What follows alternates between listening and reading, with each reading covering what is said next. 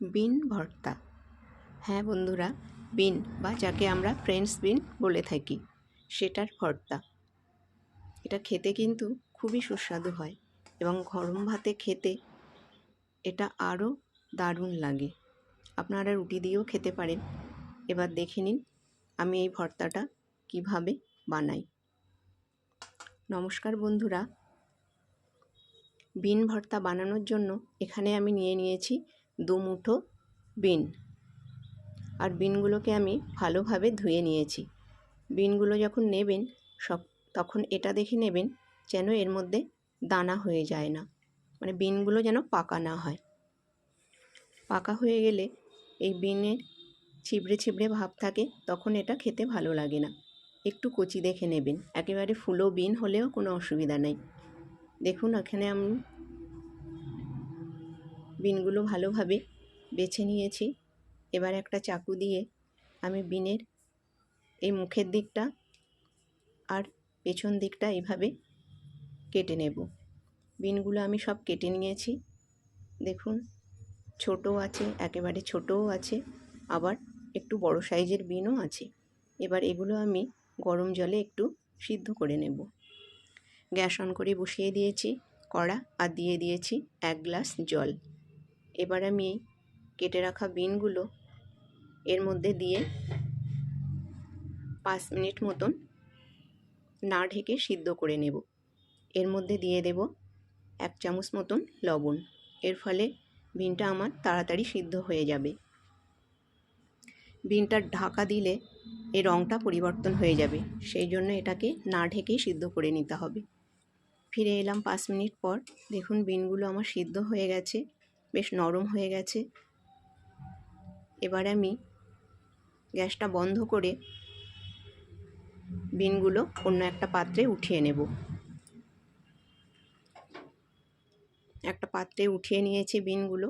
আর বিনগুলো এরকমভাবেই সিদ্ধ করতে হবে। যদি ছোট ছোট টুকরো করে নেন তাহলে ওর ভিতরে প্রচুর জল ঢুকে যাবে, সেই জন্য আস্তই সিদ্ধ করে নিতে হবে। এবার আমি বিনগুলোকে একটা মিক্সিং জারের মধ্যে নিয়ে নিচ্ছি।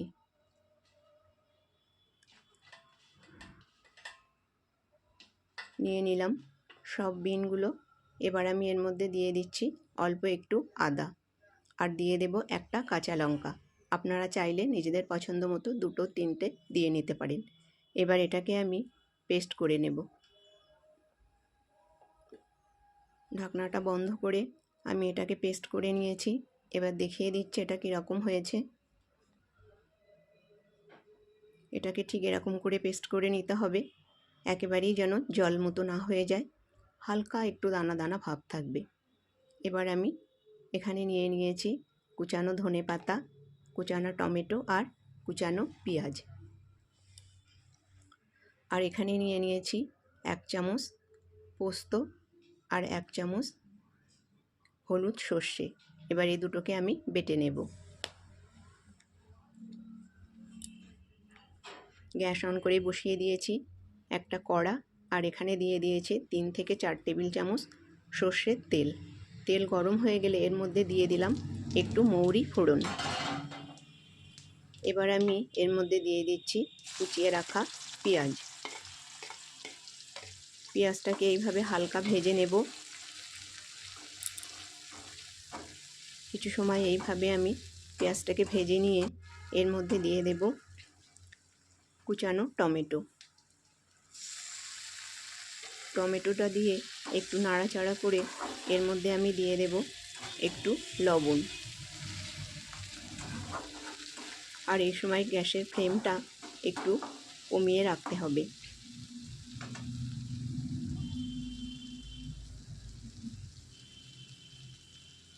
এইভাবে গ্যাসের ফ্লেমটা একটু কমিয়ে নিয়ে এর মধ্যে আমি দিয়ে দিচ্ছি হলুদ। হলুদটা আগে দেওয়ার ফলে হলুদের কোনো কাঁচা গন্ধ বেরোবে না। এবার আমি এর মধ্যে দিয়ে দিচ্ছি 1/2 চামচ জিরে গুঁড়ো।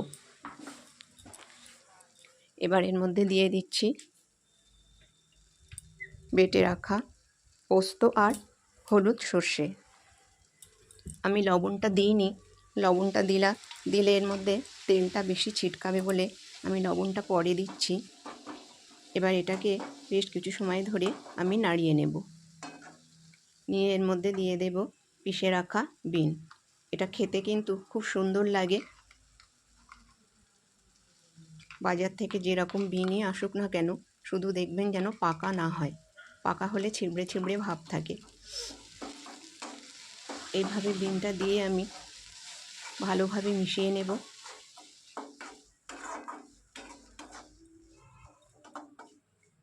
এইভাবে মিশিয়ে নিয়ে আমি এর মধ্যে দিয়ে দেব পরিমাণ মতন লবণ, আর দিয়ে দেব অল্প একটু চিনি। আবারও আমি গ্যাসের ফ্লেমটা একটু কমিয়ে রেখে আমি খুব ভালোভাবে নেড়ে নেড়ে এটা করে নেব। দেখুন এটা হয়ে গেছে, বেশ কিছু সময় হয়েছে। এভাবে আমি নেড়ে নেড়ে নিয়েছি। এইভাবে বেশ কিছু সময় এটাকে নাড়িয়ে নিয়ে রেসিপিটা বানাতে হবে। এবারে আমি মাঝখানটা একটু ফাঁক করে এর মধ্যে দিয়ে দেব আরও 1 চামচ সর্ষের তেল। এই তেলটা দেওয়ার ফলে একটু সর্ষের তেলের গন্ধও আসবে আর রেসিপিটা আরও সুন্দর হবে। আপনারা চাইলে তেল আরেকটু বেশিও দিতে পারেন। এভাবে বেশ কিছু সময় ধরে আমি মিশিয়ে নিয়ে এর মধ্যে দিয়ে দেব ধনেপাতা কুচি। এভাবে বেশ কিছু সময় আমি এটাকে নেড়ে নেব। এবার আমি দিয়ে দিচ্ছি ধনেপাতা কুচি। ধনেপাতা কুচিটা দিয়ে নাড়াচাড়া করে নিলে তৈরি হয়ে যাবে আমার আজকের সুস্বাদু বিন ভর্তা রেসিপি। ভিডিওটা ভালো লেগে থাকলে লাইক, শেয়ার এবং চ্যানেলটাকে সাবস্ক্রাইব করবার অনুরোধ রইল। ধন্যবাদ।